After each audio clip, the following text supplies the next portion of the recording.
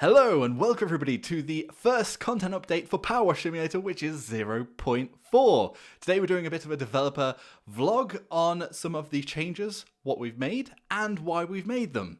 So let's just jump straight into the juicy content. We've added 3 new maps or jobs to the career mode and also free play once you complete them.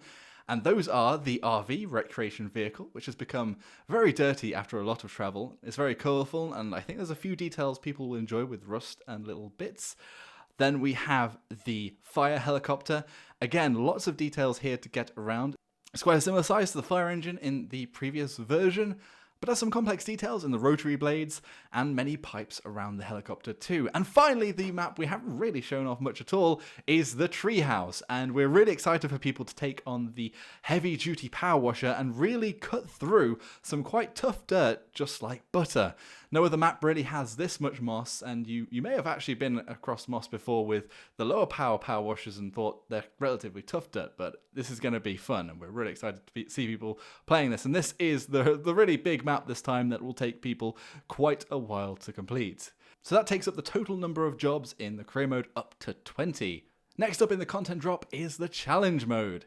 And what we want to say to the community first is that our main focus will always be on that satisfying Zen cleaning experience, but we just wanted to add some fun elements and also some replayability to the map. So this time around we have the van. It'll be unlocked as soon as you complete the van job, and you'll have both a timed mode, which has a bronze, silver and gold medal for completing it in different times, and a water usage version of this, which again will give you a bronze, silver or gold medal depending on how much water you use. Both of these modes play very differently, and you'll be tackling them completely differently to the career mode too.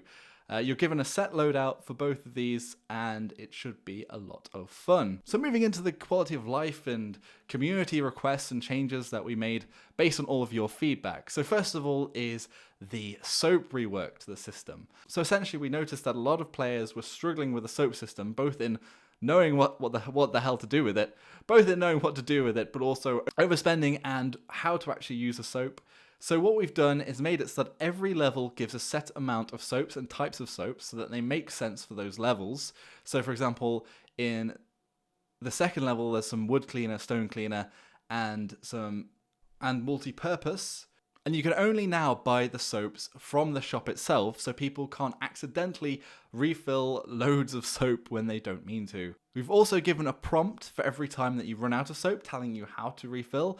And also, you can only refill the soap now when you are fully empty of the soap, which before, sometimes people were spamming the R button and I would refill loads of the soap even if you'd only use a tiny bit. The soap loadouts that you get from each of the levels do carry on, so eventually you'll have a stockpile of soaps. So if you want to keep them for later and buy them all and take on one of the bigger maps later on, then that is up to you.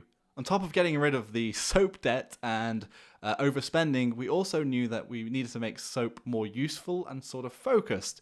So now the soap is more powerful, it lasts for 30% more time, but we've got rid of the universal soap and made it that soaps are essentially more powerful on the right surfaces, but a lot less powerful on surfaces that aren't meant for them. So if you are, say, washing wood, you can only really use wood cleaner. And on top of this, we've got rid of the universal cleaner completely and replaced it with multi-purpose, which actually goes to types of materials that are multi-purpose.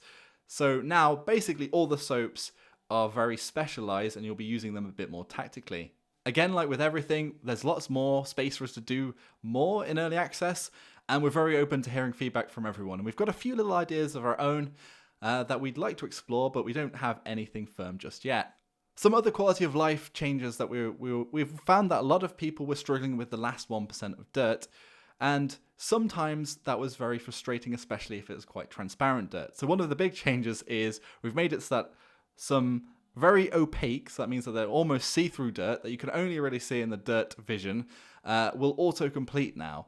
This also means that with future updates and when we look at thresholds again, that we can make thresholds tighter. So in theory, the new levels should feel a little more tight with their thresholds because we don't have to worry about that transparent dirt.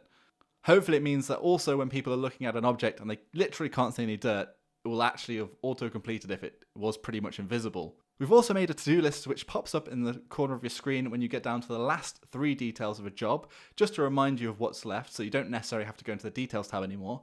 And we've also added a feature where if you do go into the detail tabs, you're struggling to find something, you can highlight that entire object by clicking on the detail in that details tab. We both wanted to make it so that people could find the objects easier, but didn't want to take away the hunting completely. So you still have to try and find where that fully highlighted object is, and also where the dirt is on that object. So we sort of see it as a best of both worlds, where there's still a little bit of a hunt for the dirt, but also it's a lot easier to find, and you're not stressing over which exact trestle or whatever it is you're looking for. We've also made it so that there's a 3-step height elevation. So there's a standing, crouch, and a prone now. So it should be even easier to get into the right angle to clean things, especially when they're on eye level. We've also made it so that the dirt highlight tool lasts for longer, so you don't necessarily have to spam it so much anymore. And moving on to another big topic is motion sickness. We know that a small amount of the player base, especially people that aren't necessarily used to first-person shooters, are struggling a little bit with motion sickness. We've added in 2 things that we think are kind of quicker fixes for this.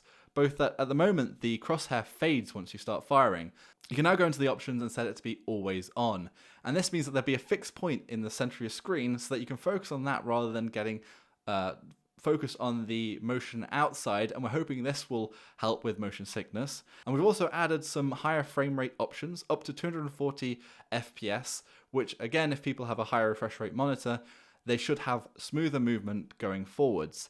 We did want to get in a field of view slider, but that's going to come in a later update, which should help a lot. And we have a few other things we're working on based on community feedback and ideas of our own that we aren't ready to show yet, but hopefully will also help too. Another couple of little new player things that we thought might help is that you always start with the yellow nozzle now. Before it was the red tip. So some people were getting annoyed on the first job thinking that it took ages to clean something. I think most people would be able to switch nozzles by at least the second job. At some point they sort of come to the realization, but hopefully this will be a quicker, oh okay, we're using a yellow nozzle at least. So a little bit less frustrating for some people. And also we listened to the fact that a lot of people were buying equipment for power washers they didn't own because it wasn't exactly obvious between, say, the heavy and the light duty because of the same brand. So what we've done is made it that you can't buy any extensions for a power washer you don't own. So that should really help with taking away that issue. Finally, just mentioning a couple of bugs that we squashed. The left vintage tire has been haunting a lot of players, and that has now been fixed and is much easier to clean, and you're not struggling to get that 99% on that vintage car vehicle. Sorry again, everybody that was affected. We were aware of it and needed to get that patched out. We also fixed the crosshair bug where the crosshair was sometimes the wrong orientation for where you were actually showing. If you left the map and went back in again, it would actually fix itself. But we've fixed it, so that's good. Another little one that a lot of people have asked for is the dirt highlight, the flash of yellow, doesn't appear now in the time lapses. That was actually a bug, and it has been patched out, so yay!